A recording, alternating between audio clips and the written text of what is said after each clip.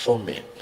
उपनिषद में कथित महान अस्त्र रूप धनुष लेकर उस पर उपासना द्वारा तीक्ष्ण किया हुआ बाण संधान करो और फिर भावानुगत चित्त से के द्वारा उस बाण को खींचकर उस अक्षर रूप ब्रह्म को ही लक्ष्य बनाकर वेधन करो। परमण ओम धनुष है, जीवात्मा बाण है और ब्रह्म को उसका लक्ष्य कहा जाता है। सिद्ध स्पष्ट कर दिया। ब्रह्म तो पूज्य है दुर्गा अनुसार, दुर्गा जी के वचन अनुसार, और ओम उसका मंत्र है, जीवात्मा उसका जाप करे। उस एकमात्र परमात्मा ही को जानो यानी ब्रह्म को, दूसरी बातें छोड़ दें, सब बातों को छोड़ दे यानी किसी की पूजा नहीं करे, मेरी भी नहीं करे और देवताओं की भी नहीं करे, ब्रह्मा विष्णु महेश की भी नहीं करे। संसार समुद्र से पार होकर अमृत स्वरूप परमात्मा को प्राप्त करने का यही सुलभ साधन है। जिस प्रकार इस आत्मा का ओम के जप के साथ ध्यान करो, इससे अज्ञान में अंधकार से सर्वथा परे और संसार समुद्र से उस पार जो ब्रह्म है उसको पा जाओगे, तुम्हारा कल्याण हो। और वो कहाँ रहता है, स्थान भी बता दिया उसका। वह यह सबका आत्मा ब्रह्म लोक रूप दिव्य आकाश में स्थित है, वहां एक देशी है। अब ये देवी के ज्ञान का ओढ़ आ गया, वो निवानु का है कि वो ब्रह्म लोक में रहता है और उसके अतिरिक्त किसी की भी साधना पूजा मत करो, सब छोड़ दो। गीता जी अध्याय नंबर 8 के श्लोक नंबर 16 में लिखा है, गीता ज्ञानदाता ये ब्रह्म कह रहा है कि मेरी पूजा से पूर्ण मोक्ष नहीं है। गीता जी अध्याय नंबर 4 के श्लोक 5 में और 9 में कहा कि अर्जुन तेरे और मेरे बहुत जन्म हो चुके, तू नहीं जानता मैं जानता। तो इसलिए गीता ज्ञानदाता का उपासक ब्रह्म का साधक भी अमर नहीं है,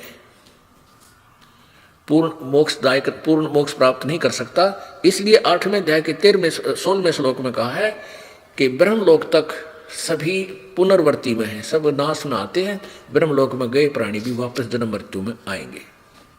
इसलिए वो कहता है कि 4थे अध्याय के 34वें श्लोक में कि उन तत्वदर्शी संतों की खोज कर जो गीता और वेदों से न्यारा ज्ञान देगा, उस परमेश्वर के बारे में बताएगा। और ओम तत्सत ये 3 मंत्र का जाप वो विस्तार से कोड वर्डों वाले को खोलकर यथार्थ नाम से आपको दीक्षा देगा। अपने मंत्र के विषय अपनी जाप वो भी खुद बता रहा है गीता ज्ञानदाता 8वें अध्याय के 13वें श्लोक में कि ओम इति एक अक्षर, ओम इति एक अक्षरम ब्रह्म व्यवहारन माम अनुस्मरण। माम माने मुझ, ब्रह्म माने ब्रह्म का, मुझ ब्रह्म का केवल एक ओम मंत्र है, उच्चारण करके सुमरण करने का ओम अक्षर, एक ओम अक्षर, नथिंग एल्स। और जो इसका यह प्रयाति तदन देहम से याति परमाम गतिम, जो अंतिम सांस तक शरीर छोड़ने तक मेरे इस नाम का जाप करता है वो मेरे वाले लाभ को प्राप्त होता है, वो ब्रह्मलोक में आ जाता है। गीता जी अध्याय नंबर 8 के श्लोक नंबर 5 और 7 में गीता ज्ञानदाता कहता है मेरी भक्ति करनी है तो मेरा जाप कर, मुझे ही प्राप्त होगा, डोंट वरी, युद्ध भी कर। और उसका प्राप्त प्राणी कहाँ जाएगा, ब्रह्मलोक में। और ब्रह्मलोक 8वें अध्याय के 16वें श्लोक में स्पष्ट कर दिया है कि वहां तक गए हुए प्राणी भी फिर जन्म मृत्यु में आते। गीता जी अध्याय नंबर 8 के श्लोक नंबर 1 में कहा है कि वो परम अक्षर ब्रह्म है। अर्जुन ने पूछा था 8वें अध्याय के प्रथम मंत्र में कि हे भगवान, आपने जो 7वें अध्याय के 29वें श्लोक में तत्ब्रह्म के बारे में जानकारी दी है कि उस तत्ब्रह्म को, उस परमात्मा को, उस ब्रह्म को जानकर, सारे अध्यात्म ज्ञान को समझकर उसके बाद तो जीवात्मा जन्म और जरा और मरण से छूटने का ही प्रयत्न करता है। तो वो किम तत्ब्रह्म 8वें अध्याय के प्रथम श्लोक में पूछा, वो तत्ब्रह्म क्या है। तीसरे मंत्र में 8वें अध्याय के में गीता ज्ञानदाता ब्रह्म ने कहा वो परम अक्षर ब्रह्म है, जो ब्रह्म से भी ऊपर परम अक्षर यानी परम श्रेष्ठ अविनाशी परमात्मा, उत्तम पुरुष है तू अन्य है। उसके विषय में 8वें अध्याय के 8, 9, 10 में कहा है कि उसकी भक्ति करता है जो तत्वदर्शी संत के बताए अनुसार उन 3 मंत्र के जाप से ओम तत्सत, ओम ब्रह्म का जाप, तत् ये सांकेतिक है, ये परब्रह्म का जाप, और सत ये सार नाम है, ये पूर्ण ब्रह्म का नाम, कबीर जी का, कबीर परमेश्वर का मंत्र है उसके पास जाने का। तो इन 3 मंत्रों के जाप से जो जाप पूर्ण संत की शरण में जाकर के तत्वदर्शी संत से उपदेश लेकर के साधना करता है उसके शरण उसको प्राप्त होता है भक्ति की साधना से। भक्ति के बल से, यानी भक्ति की कमाई से। अध्याय नंबर 15 के श्लोक नंबर 1 से 4 में तत्वदर्शी संत की पहचान बताई है कि उल्टे लटके संसार रूपी वृक्ष को जो बताएगा कि जड़ कौन है, तना कौन है, इसकी शाखा क्या है और पत्ता क्या है। तो परमेश्वर कबीर जी ने आकर स्वयं बताई थी अपनी महिमा, आप ही पूरे ब्रह्मंडों की रचना, कि अक्षर पुरुष एक पेड़ है, निरंजन वा की डार, और तीनों देवा शाखा है, ये पात रूप संसार, ये परमात्मा। अब कुर्बान है कबीर परमेश्वर जी के ज्ञान पर। उस मालिक ने आकर ये खोल दिया सारा इतिहास, ना तो ये एक जटिल समस्या बनी हुई थी। भगत समाज भटक रहा था, युगों युगों से भ्रम रहा था, ये काल कुछ नहीं दे रहा था, रास्ता ही नहीं बता रहा था। ये देखिएगा चित्र परमेश्वर कबीर जी द्वारा दिए गए उस 15वें अध्याय के प्रथम श्लोक का विवरण, ये देखिएगा। ये एक वृक्ष है, ऊर्ध्व मूलम अधः शाखम। ऊर्ध्व माने ऊपर को, अधः माने नीचे को। ऊपर को जड़ वाला, नीचे को शाखा वाला। ऊपर को जड़ वाला, नीचे को शाखा वाला, ये उल्टा लटका हुआ संसार रूपी वृक्ष है। ये देखिए श्रीमद् भगवत गीता, जयदयाल गोविंदका जी इसके अनुवादक हैं। गीता प्रेस गोरखपुर से प्रकाशित है।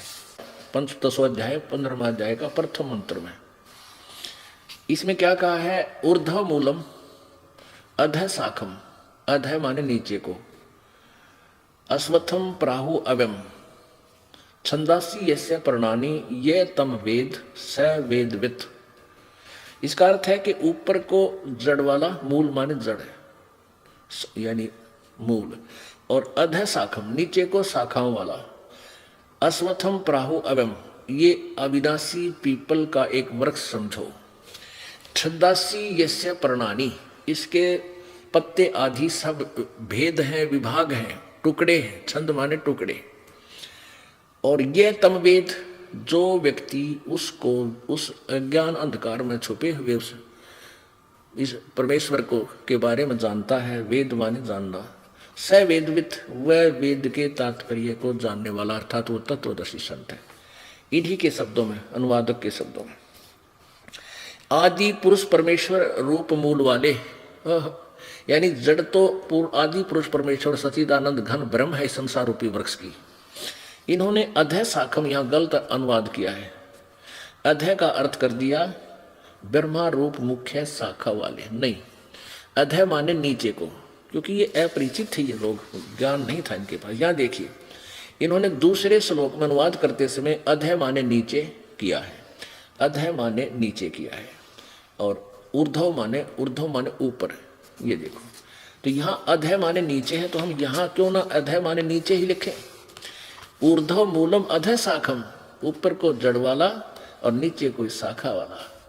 ये अविनाशी ये पीपल का वृक्ष का है, और संसार रूपी पीपल के वृक्ष को अविनाशी कहते हैं। वेद इसके पत्ते कहे गए हैं। यह उस संसार वृक्ष को जो पुरुष मूल सहित तत्व से जानता है, जड़ से लेकर शाखाओं तक जानता है, वह है वेद स वेदवित।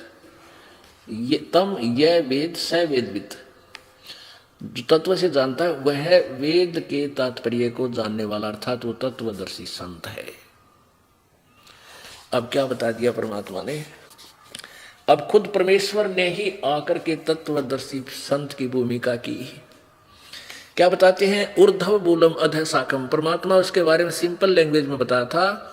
अक्षर पुरुष एक पेड़ है, यानी विभाग सहित बताया था प्रभु ने, कबीर जी ने। अक्षर पुरुष एक पेड़ है, निरंजन वा की डार, और तीनों देवा शाखा हैं, ये पात रूप संसार। ये देखिए, ये पूरा एक संसार रूपी वृक्ष समझो। ये उल्टा लटका, ऊपर को जड़, नीचे को शाखा वाला उल्टा लटका संसार रूपी वृक्ष का चित्र। अब यहां देखिए, जो जमीन से बाहर नजर आता है उसको पेड़ बोलते हैं। जमीन से बाहर तुरंत जो तना है उसको समझो अक्षर पुरुष, अर्थात परब्रह्म, और उससे एक मोटी डार निकलती है, इसको समझो क्षर पुरुष, या क्षर पुरुष, जो ब्रह्म ज्योति निरंजन। और ब्रह्म के 3 पुत्र हैं, यानी इस डार, मोटी डार के फिर 3 शाखाएं हैं, रजगुण ब्रह्मा जी, सतगुण विष्णु जी, तमगुण शिव जी, और हम यहां पात रूप संसार। और ये मूल कौन है?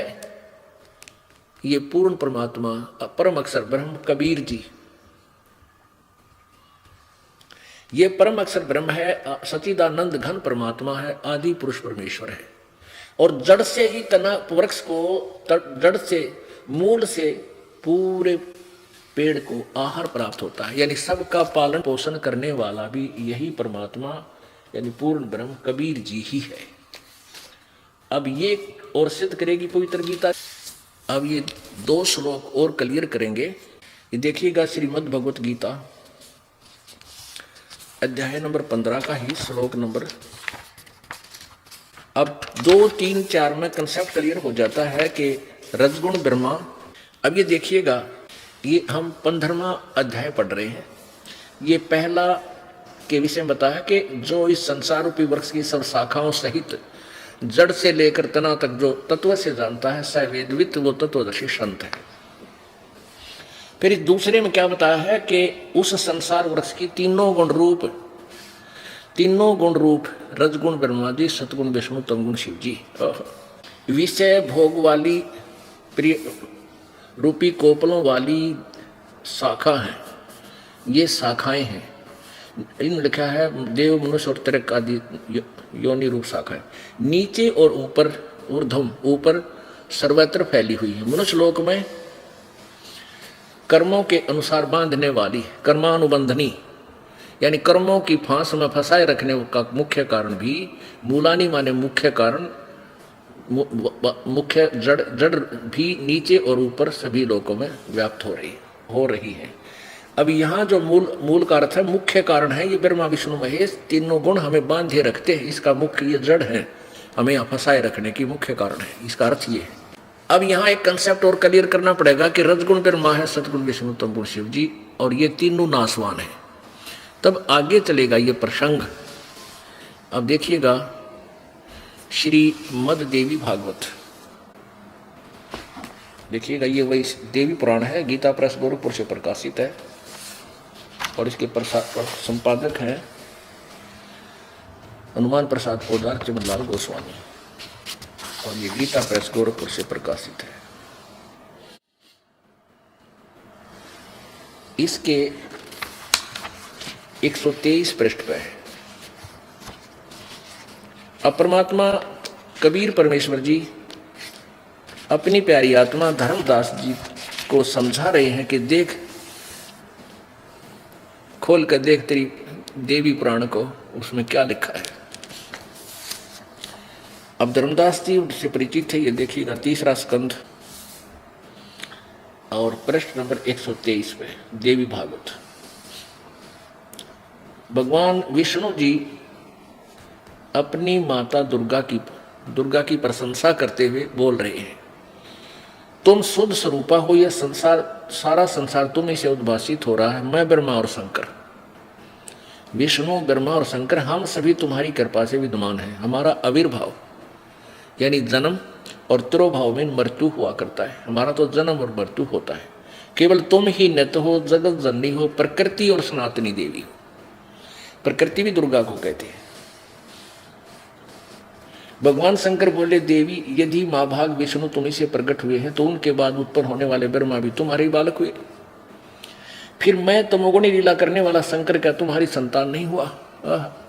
अर्थात मुझे भी उत्पन्न करने वाली तुम ही हो। शिवे, संपूर्ण संसार की सृष्टि करने में तुम बड़ी चतुर हो।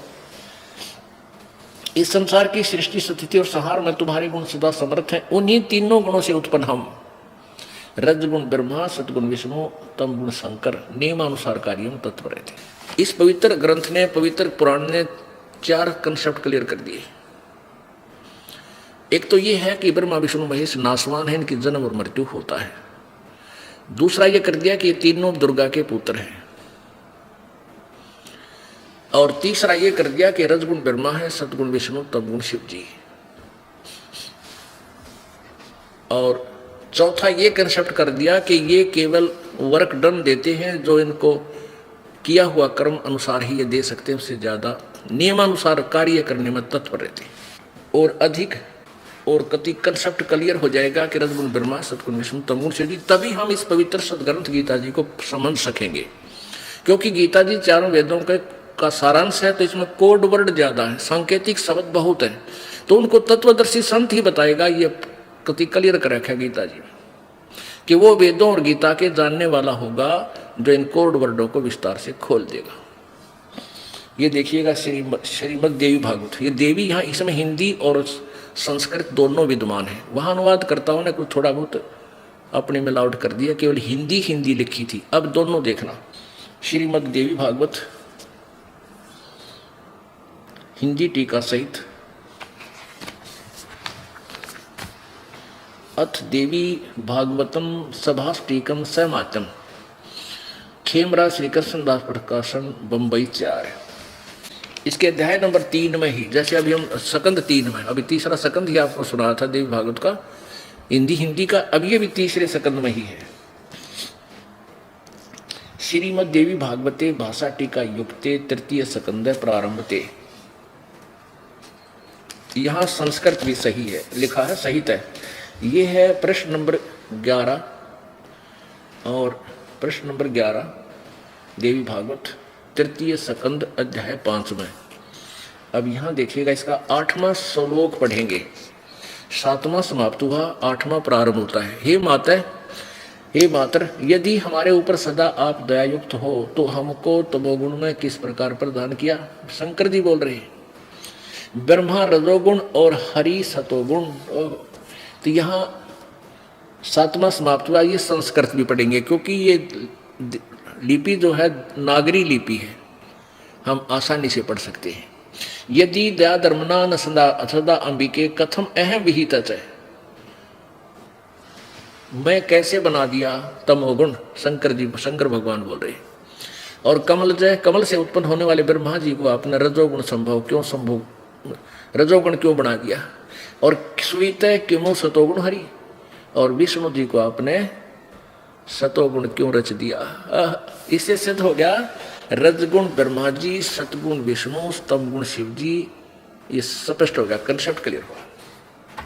तो अब हम इस पवित्र गीता जी को समझ सकेंगे आसानी से। अब देखिए गीता जी, पवित्र गीता जी अध्याय नंबर 15 के श्लोक नंबर 2, 3 और 4 अब स्पष्ट होंगे। अध्याय नंबर 15 और श्लोक नंबर, यहाँ देखिएगा अध्याय नंबर 15 और श्लोक नंबर हमने ये पढ़ लिया पहला 15वें का, वह वेद के तात्पर्य को जानने वाला है जो जड़ सहित जानता है। अब दूसरे में गीता जी अध्याय नंबर 2 में, उस संसार वृक्ष की तीनों गुण रूप रजगुण ब्रह्मा, सतगुण विष्णु, तमगुण शिवजी रूपी शाखा, ये जड़ से बड़ी हुई नहीं, ये इन्होंने गलत अनुवाद किया है। ये विषय वासनाओं वाली यानी विषय भोग वाली, ये विकारों वाली शाखाएं हैं। विषय परवाला शाखा, बस इसका अर्थ है ये विषय विकार रूपी, ये तीनों गुण रूपी शाखा है। और नीचे और ऊपर, ये सर्वत्र ने शब्द नहीं है, ये गलत लिखा है। मूल संस्कृत में केवल ऊर्ध्व माने ऊपर ओनली, यानी इस पृथ्वी लोक पर ज्ञान बोला जा रहा था। गीता जी का ज्ञान पृथ्वी लोक पर बोला जा रहा था, ऊपर स्वर्ग में और नीचे पाताल, इन 3 लोकों पर ही ब्रह्मा विष्णु महेश जी एक एक विभाग के प्रभु हैं। रजगुण के ब्रह्मा जी, सतगुण विभाग के विष्णु जी और तमगुण विभाग के शिव जी।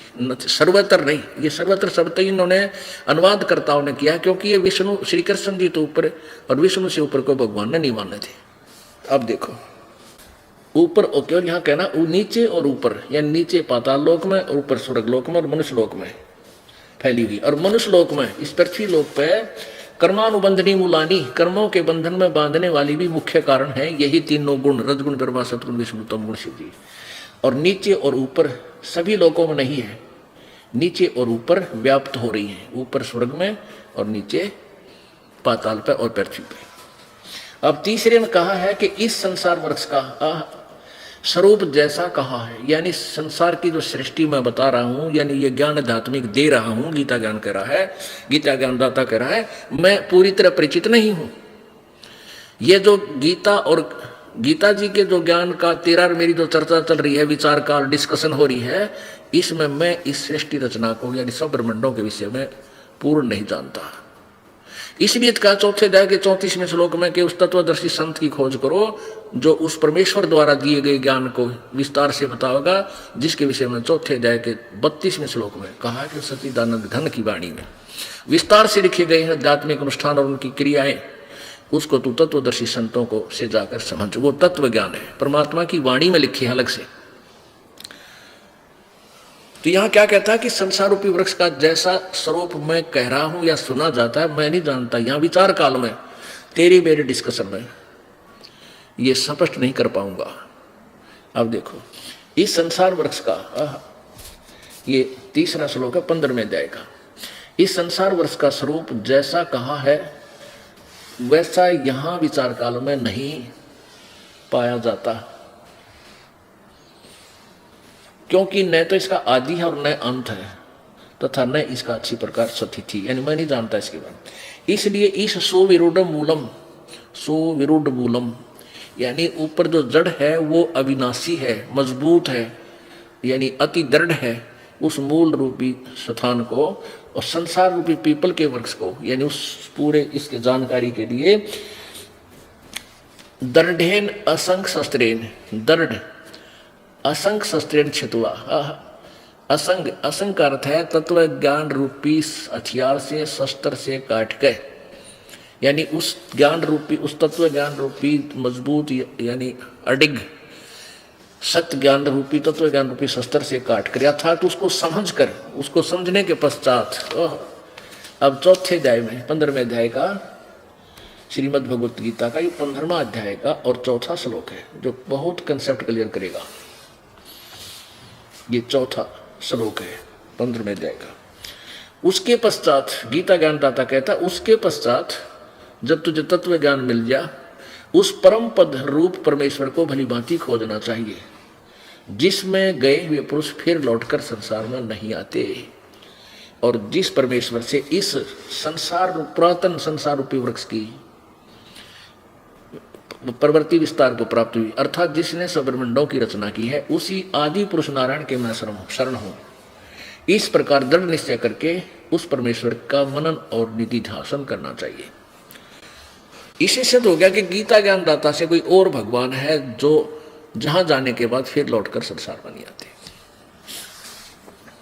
गीता जी अध्याय नंबर 15 के श्लोक नंबर 16 और 17 में 3 भगवान बताए हैं, 3 प्रभु। ये देखिए अध्याय नंबर 15 और श्लोक नंबर ये 16वां है, ये वाला यहां से दिखाएंगे। ये 16वां मंत्र है, द्वौ इमौ पुरुषौ लोके सर च अक्षर, सर च अक्षर एव च सर्वाणी भूतानि कटुस्थ अक्षर उच्यते। हम इसको संत लैंग्वेज में क्षर बोलते हैं समझाने के लिए, क्षर, और इसको अक्षर बोल देते हैं संतों की वाणी में। यह सर तो नासवान, अक्षर तो अविनाशी होता है। अब इसका अर्थ क्या है? 2 भगवान बताए हैं इसमें, लोक वेद के आधार पे 2 प्रसिद्ध हैं। इस संसार में नासवान और अविनाशी भी 2 प्रकार के पुरुष हैं। पुरुषों माने प्रभु है, क्योंकि भगवान की महिमा चल रही है, आदमियों की थोड़ी। ये 2 प्रकार के पुरुष हैं, और संपूर्ण प्राणियों के शरीर नासवान और जीवात्मा अविनाशी कहा जाता है। यानी ये क्षर पुरुष और अक्षर पुरुष, क्षर पुरुष ये ब्रह्म है, अक्षर पुरुष ये परब्रह्म है। और इनसे, इन दोनों से अन्य है कोई वास्तव में अविनाशी परमात्मा। 17वें में कहा कि उत्तम पुरुष है तो अन्य परमात्मा इति उदाहरते। ये लोक तरम अविषय विभर्ति अवय ईश्वर है। उत्तम पुरुष यानी श्रेष्ठ परमात्मा, पुरुषोत्तम, पुरुषोत्तम तो कोई अन्य ही है, यानी वास्तव अविनाशी परमात्मा श्रेष्ठ प्रभुता, इन ऊपर वर्णित दोनों होते हैं।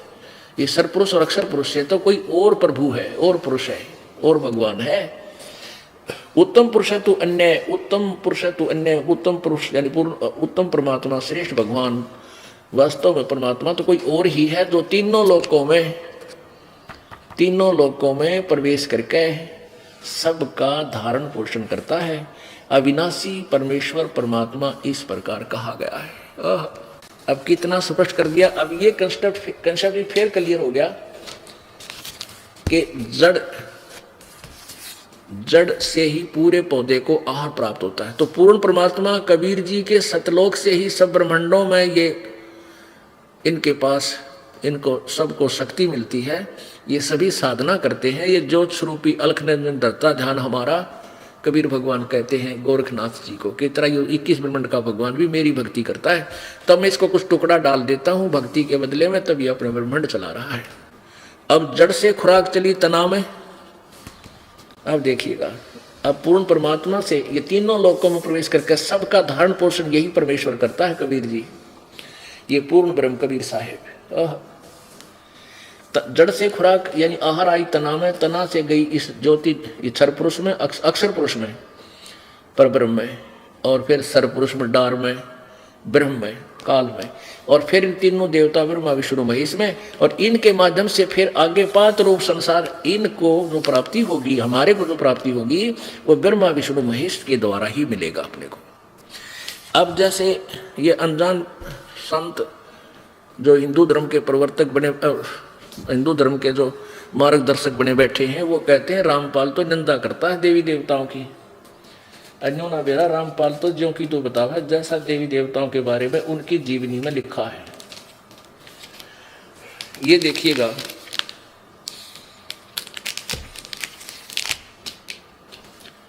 अब जैसे हम कोई आम का पौधा लाए नर्सरी से, उसको लाकर कैसे बीजेंगे? नीचे जमीन में या गमले में जड़ को नीचे दबाएंगे मिट्टी में, फिर उस जड़ की सिंचाई करेंगे। तो जड़ से की सिंचाई करने से पूरा पौधा पेड़ बन जाएगा, प्रफुल्लित हो जाएगा, और फिर टहनियां के फल अपने आप लगेंगे। ये देखिए, हम ये पौधा लाए आम का, ये देखिएगा, और इसको लाकर हमने जमीन में ऐसे गाड़ दिया गमले में। ये तो फॉर एग्जांपल दिखा रहे आपको। अब हमने इसको जड़ को मिट्टी में डाला और जड़ यानी मूल मालिक की पूजा शुरू की, पूर्ण परमात्मा की, इसकी सिंचाई की। तो यहां से खुराक चली तना में, तना से डार में, डार से इन तीनों गुण रूपी शाखाओं में, रजगुण ब्रह्मा सतगुण श्रोतम शिव जी। अब हम क्या कर रहे थे हिंदू धर्म के अनुयायी उन मूर्ख गुरुओं के माध्यम से? हम ब्रह्मा विष्णु महेश को सुप्रीम पावर मान के उल्टा गाड़ रहे थे भक्ति रूपी पौधे को। टहनी गाड़ रखी थी जमीन में, और टहनिया की ब्रह्मा विष्णु महेश की पूजा शुरू कर दी और जड़ छोड़ दी वह ऊपर। तो हमारा भक्ति रूपी पौधा कभी सफल नहीं हो सकता। ये शास्त्र विधि को त्याग कर ये मनमाना आचरण है। गीता जी अध्याय नंबर 16 के श्लोक नंबर 23 में लिखा है, जो शास्त्र विधि को त्याग कर, शास्त्र विधि ये है पूर्ण परमात्मा की भक्ति करो। यहाँ से आपके संस्कार बनेंगे तना में, तना से डार में, डार से तीनों टहनियों में, फिर आपको प्राप्त होंगे, टहनियां का फल लगेंगे। अब परमात्मा क्या कहा करते थे कि एक कै साध्य सब सद है। कबीर जी कह रहे हैं एक कै साध्य सब सद है, और सब साध्य सब जावे, माली सिंचे मूल कुहू, फले फुले गाय। एक के साध्य सब सद है, यानी इस एक की साधना पूजा से ये सारा भक्ति रूपी पौधा हरा भरा हो गया, और ये सब साधने से नष्ट हो जाएगा। तीनों टहनियों की पूजा करने से ब्रह्मा विष्णु महेश की पूजा करने वाले मूर्ख होते हैं। दास नहीं कह रहा, नाराज ना हो, अभी लालटेन दिखाऊंगा।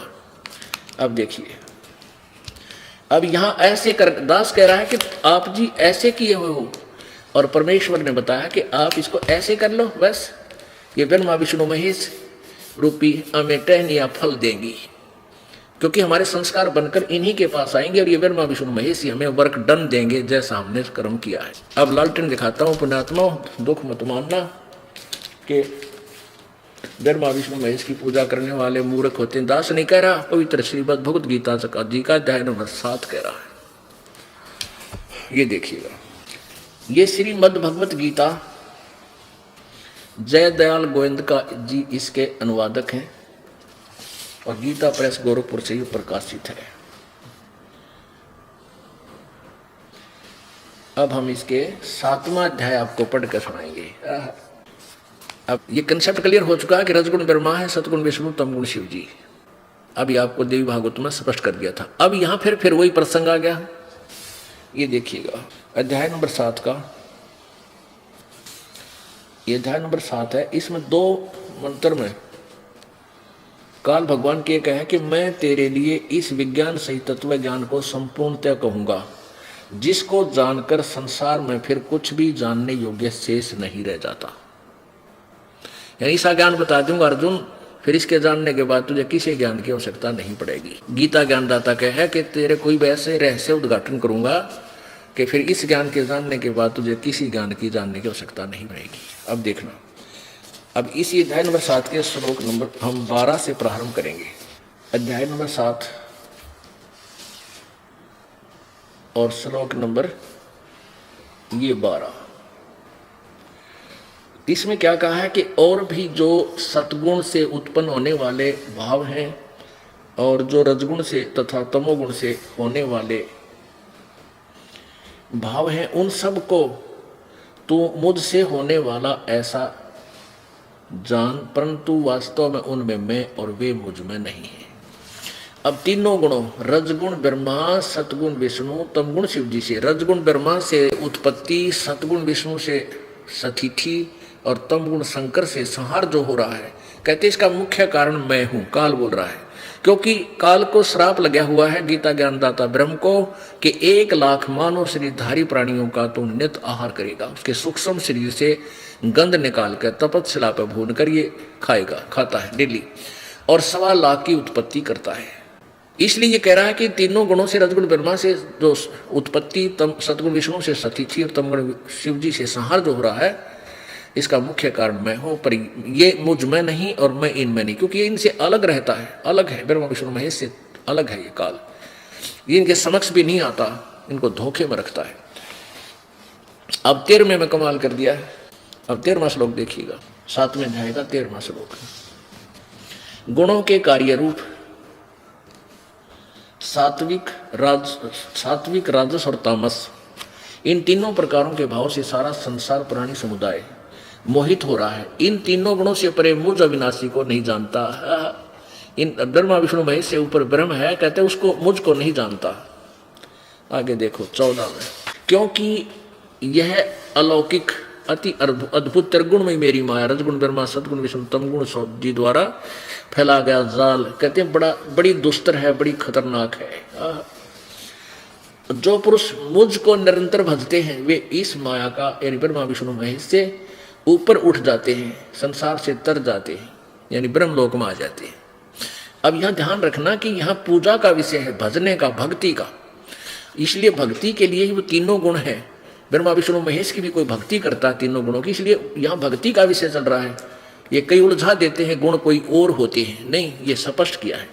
अब 15वें में कह दिया कि जिनका माया के द्वारा जिनका ज्ञान हरा जा चुका है, जो ब्रह्मा विष्णु महेश जी से ही मिलने वाले आध्यात्मिक लाभ पर आश्रित हैं, वो किसी की नहीं सुनते। उनके विषय बताया कि उनके द्वारा जिनकी बुद्धि हर ली गई है, वो असुर स्वभाव को धारण किए हुए, असुर माने राक्षस से धारण किए, मनुष्यों में नीच और दूषित कर्म करने वाले, बुरे कर्म करने वाले, मूढ़ यानी मूर्ख लोग मुझको नहीं भजते। ये ब्रह्मा विष्णु महेश तक सीमित रहते हैं। इनको चार लताड़ मार रखी है गीता ज्ञानदाता ने, है कि राक्षस स्वभाव को धारण किए हुए, मनुष्यों में नीच और दुष्कर्म करने वाले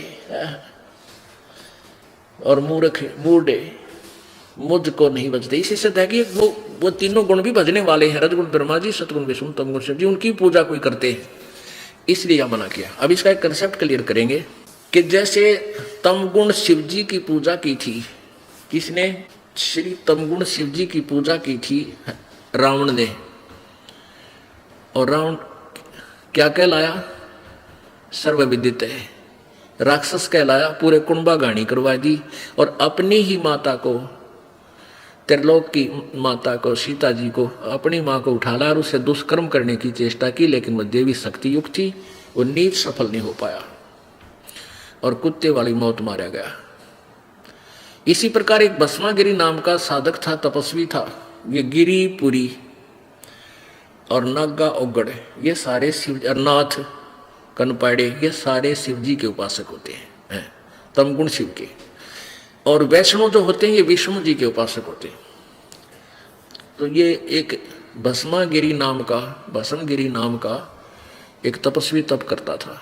भगवान शिव जी के कैलाश पर्वत पर उसके द्वार के सामने उसने धरना दे दिया, ऊपर ने पैर नीचे ने सिर करके तपस्या शुरू कर दी। 12 वर्ष के बाद पार्वती जी के कहने से भगवान शंकर तमगुण ने पूछा कि बोल क्या मांगता है बच्चा। अब बच्चा बोला कि वचनबद्ध हो जा गुरुजी, भगवान जब मांगू। भस्मगिरी बोला। भगवान शंकर बोले भाई ठीक है, मैं वचनबद्ध हो गया। तो खड़ा हो गया जब मैं छोड़ के साधना, और कहने लगा कि ये भस्म कड़ा दे दे जो तेरे हाथ में है। भगवान शंकर जी ने सोचा भी तपस्वी साधु है, जंगल में रहता है, इनसे पशुओं के भय से, राक्षसों के डर का मारा अपनी सुरक्षा के लिए मांगता होगा, निकाल कर दे दिया, ले बेटा तथास्तु। अब ज्यों ही उस दुष्ट के हाथ में वो कड़ा आया, भस्म कंडा, कहने लगा ले हो ले शंकर होशियार, दांत आसन लग गया जैसे अभद्रासी ये खलनायक करते हैं। हा ले हो ले होशियार, तुझे मारूंगा, पार्वती को अपनी पत्नी बनाऊंगा। अब शंकर जी की घिघी बंदगी। अब शंकर जी ने देखा सच में दुष्ट तो आ दिया निकट, एकदम भाव बदल गया उसका, बोली से पता लगा तो दुष्टता पा चुका है। तो श्री वो भगवान तमगुण शंकर जी वहां से दौड़ दिए। अब शंकर जी आगे आ गए और वो उपासक पाछे पाछे खका ठारे। अब जाइए भगवान शंकर जी अविनाशी होते तो भागते क्यों? दास नहीं कह रहा, शिवपुराण में दिखाऊंगा आपको। शिवपुराण में लिखा है, इनकी जीवनी में लिखा भगवानों की में।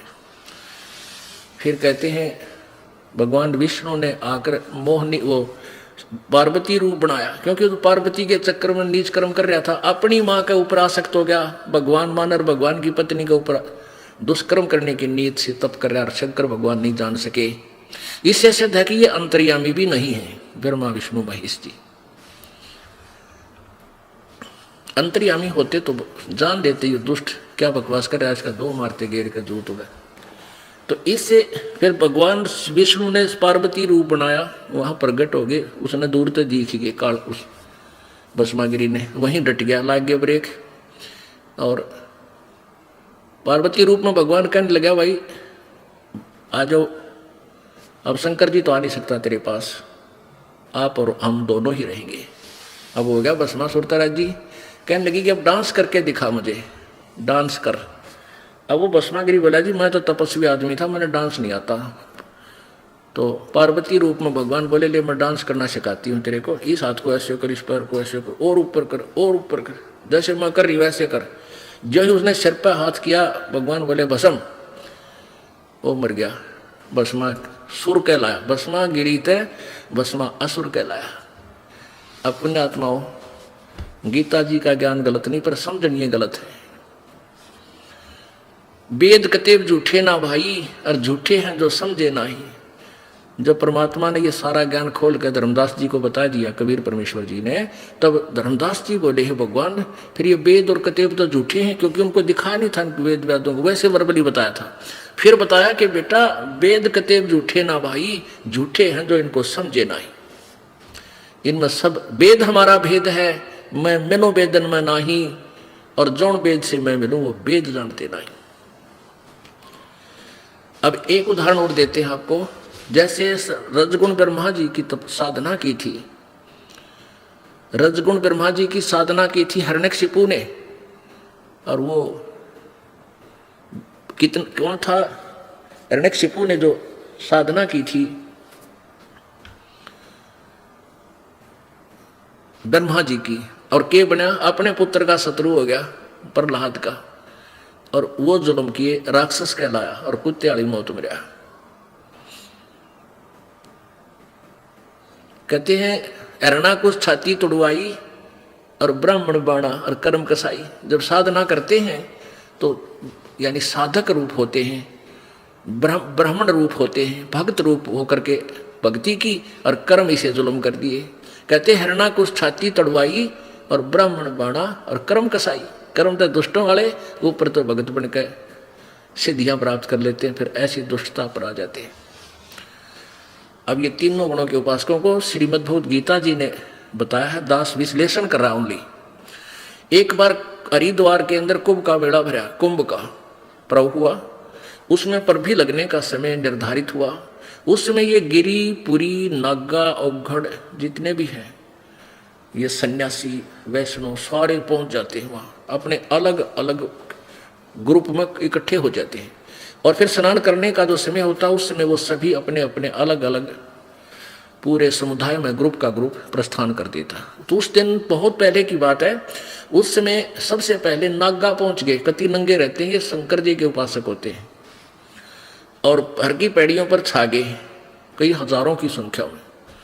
पीछे से वैष्णव साधु आगे, सतगुण विष्णु जी के उपासक, वो कहने लगे नागाओं को, वो नंगे रहते हैं, कति नहीं वस्त्र है। उनसे कहा कि तुम पहले स्नान नहीं करोगे, हम पहले स्नान करेंगे, तुम बाहर आओ। अब नागा, हम श्रेष्ठ हैं। नागा कहने लगे हम श्रेष्ठ हैं, हम त्यागी और बैरागी हैं, हम कोई वस्त्र तक भी नहीं रखते हैं, हम सर्वश्रेष्ठ साधु हैं, हम प्रथम स्नान करेंगे। अब विष्णु जी के उपासक कहते हैं हम सर्वश्रेष्ठ हैं, हम विष्णु जी के उपासक हैं, और तुम श्रेष्ठ नहीं हो, नंग्यो, टट्टी के हाथ भी ना धोते, शरड़ फरड़ो, बाहर मरो तुम, सारे राख लपेट रखी है। अब इतनी कहते वो नागा भी फिर वो कैटेगरी के थे, उनने भी फेर लिया मुंह उल्टा। अच्छा तुम श्रेष्ठ हो, गुट्टम गुट्टा वो उसको मारा, वो उसको मारा, तलवार निकाल ले, तीर ठोके और सीधी कटारी चक्कू गाँव पे दें, छुर्रा वो तुर्रा कर दो। ये साधुओं के लक्षण है। यहाँ परमात्मा की अमरवाणी की में गरीबदास साहिब जी ने अपने बहदे के अंग में लिखा है, तीर तुपक तलवार कटारी जमदड़ जोर बदावे हैं, हर पैड़ी हर हेत न जाना वहां जा तेग चलावे हैं, काटे शीस नहीं दिल करुणा वो जग में साध कवावे हैं, जो जन उनके दर्शन को जावे उनको भी नरक पठावे हैं। ओहो, जो तीर तलवार और निकाल के एक दूसरे कत्लेआम कर रहे हैं, और उनको कहते हैं साधु, वो जग में साध को आवे हैं, उन्हें संत कहते हैं। और काटे से शेष नहीं दिल करुणा, जिनके दया भी कोई नहीं और गर्दन काट रहे हैं, जो जन उनके दर्शन को भी जावे उनका शेष बन जाता है। कहना है कि है नाश करें कति, जब उनके दर्शन करने भी चला जाए तो भी पाप का भागी हो, क्योंकि वह तो वही पढ़ाई पढ़ाओगे। अब यह पवित्र गीता जी ने स्पष्ट कर दिया कि तीनों गुणों रजगुण ब्रह्मा, सतगुण विष्णु, तमगुण शिव जी के उपासक राक्षस स्वभाव को धारण किए हुए मनुष्यों में नीच, दुष्कर्म करने वाले और मूर्ख मेरी भक्ति भी ना करते, मेरी साधना नहीं करते। गीता ज्ञानदाता कहता है मेरी भक्ति 4 प्रकार के करते। अध्याय नंबर 7 के 16, 17 और 18 में एक तो अर्थ होते हैं संकट निवारण के लिए वेदों के मंत्रों से ही जंतर मंत्र अनुष्ठान करते हैं, वो किसी और आरती उर्ती नहीं करते, ओम जय जगदीश्वर स्वामी जय जगदीश इस तरह के नहीं करते हो। और दूसरे होते हैं अर्थार्थी, यानी धन लाभ प्राप्ति के लिए, वो भी वेदों के मंत्रों को से ही अपने अनुष्ठान करते हैं, वो भी व्यर्थ है क्योंकि वो अपने स्वार्थवश केवल उसमें उलझ पुलझ रहते हैं। और तीसरे बताए हैं जिज्ञासु वो होते हैं जो परमात्मा प्राप्ति के लिए घर से निकले, कोई भी साधु के विषय में जानकारी प्राप्त हुई, साधु सुना, उसके पास पहुंच गए और साधु के पास जो भी गोबर भरा था वो उस जिज्ञासु में ठोक दिया। अब 2 के पास गया, 3 के पास गया, 4 के पास गया, उन 4-5 संतों के असंतों से उनको संत मान गए। उसने उनसे जो ज्ञान सुना, जो भी कहीं का ईंट कहीं का रोड़ा, उसको फिर स्वयं वक्ता बन गया। अब वेदों का ज्ञान ना ब्रह्मा जी को, ना विष्णु जी को, ना शिव जी को, 3 उपासकों को कहां से होगा? ये सोचने की बात अभी आपने श्रीमद् देवी भागवत के प्रश्न नंबर 28-29 पर सुना, और फिर 562-63 पर देवी ने खुद बताया कि उस ब्रह्म की साधना करो। ब्रह्मा विष्णु तो कहता मैं देवी से ऊपर कोई भगवान नहीं मानता, कोई देवता नहीं है, कोई प्रभु नहीं है, और दुर्गा कहती है ब्रह्म की साधना करो। देवी भागवत प्रश्न नंबर 562-63 पे उसका ओम मंत्र है और वो ब्रह्मलोक में रहता है। और ब्रह्म कह रहा है कि उसकी पूजा करो जो सर्वशक्तिमान सर्वेश्वर। गीता जी अध्याय नंबर 18 के श्लोक नंबर 62 में कहा कि अर्जुन तू सर्वभाव से उस परमेश्वर की शरण में जा, कोई अन्य है गीता ज्ञानदाता से, उसकी कृपा से तू परम शांति और शाश्वत स्थान यानी सतलोक को प्राप्त होगा।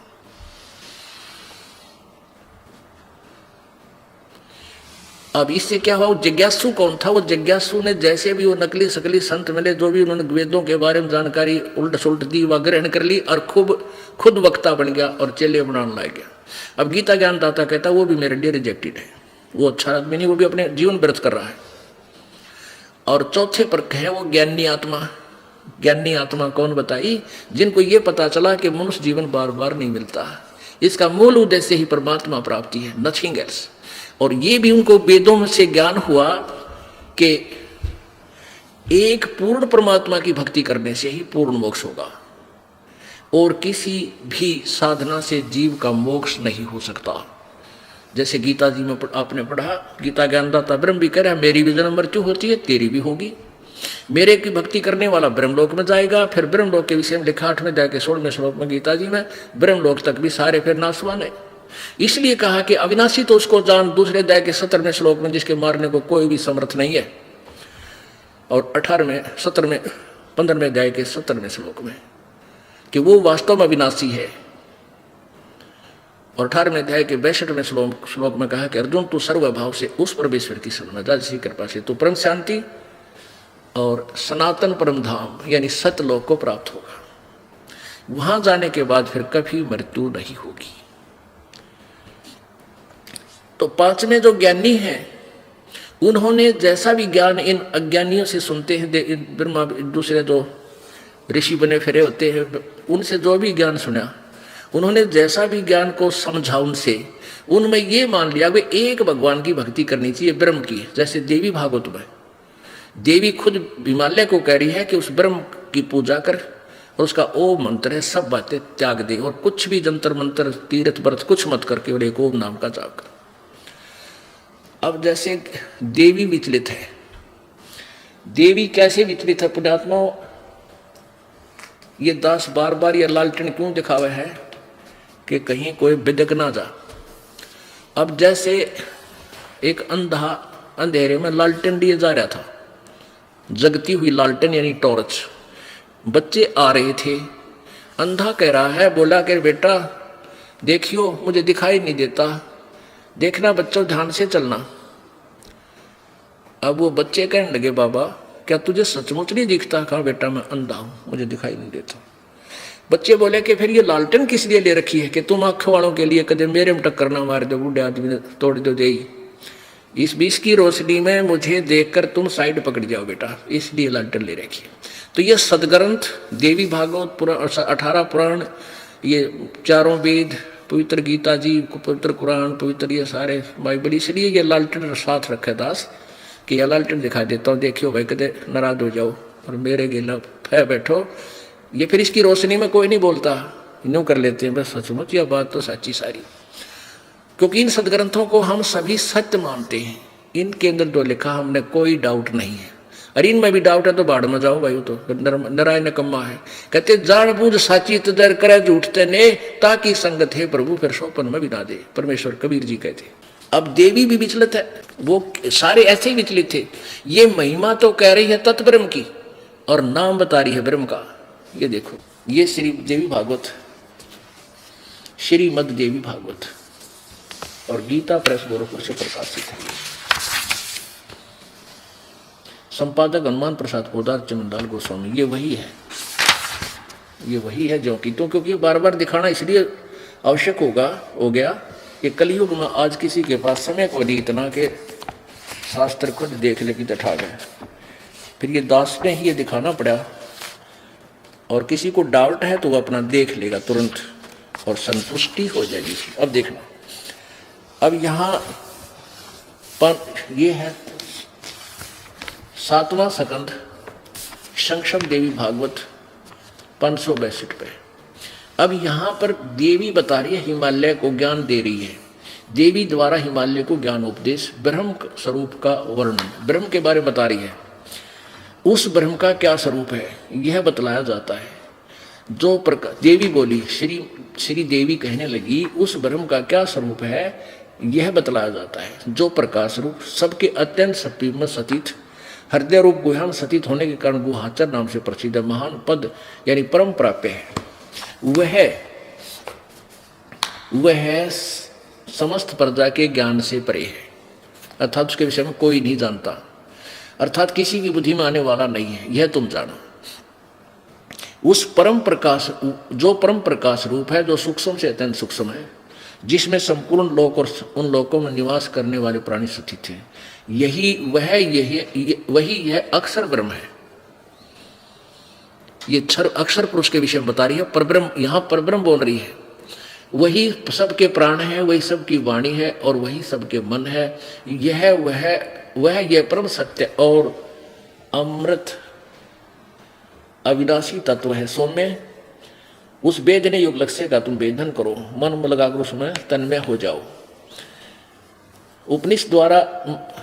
उपनिषदों में कथित महान अस्त्र धनुष लेकर उपासना द्वारा तीक्ष्ण किया हुआ बाण संधान करो और भावनागत चित्त के द्वारा उस बाण को खींचकर अक्षर रूप ब्रह्म को ही लक्ष्य बनाकर वेदन करो। अक्षर ब्रह्म, आगे देखो। और फिर ओम उसका मंत्र है, जीवात्मा बाण है, अब ब्रह्म को लक्ष्य मानो। यहां अक्षर ब्रह्म कह रही है, यहां ब्रह्म को ले